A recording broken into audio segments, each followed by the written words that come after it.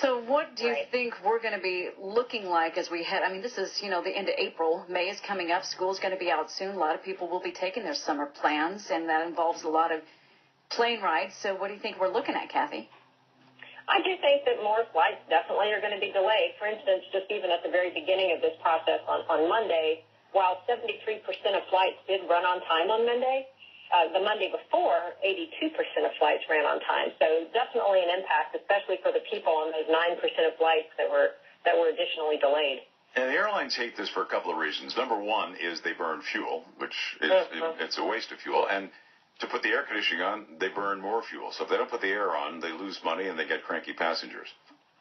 Well, and not only that, but when the plane is not moving from point A to point B, they're losing money. I mean, that's how they make money, is moving planes from point A to point B. And when they're sitting there cooling their heels, nobody wins. No, and you have to wonder, too, Kathy, is that,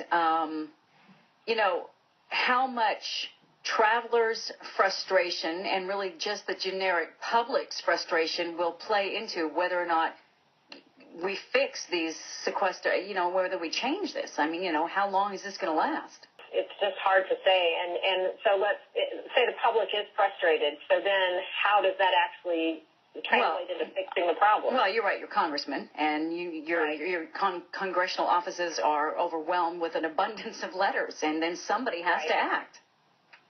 Well, I definitely think action is in order. I think not only the FAA furloughs, but just all the different sequester cuts that have happened. I think everyone needs to get together and figure out a solution.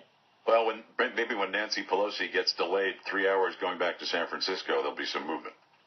Well, good news. There actually are delays in San Francisco today.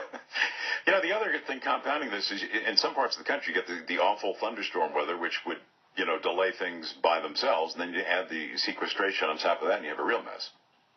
Absolutely. Referring back to Monday, there were 1,200 flights delayed because of staff shortages, but there were a whole other 1,400 because of weather and airport maintenance and things like that. So there's always going to be a base level of delays, no matter when you have it, and then just to layer those sequester delays on top of it, it leads to a frustrating situation. Yeah, absolutely. All right, Kathy, thanks very much. Travel expert Kathy Banks joining us live this morning.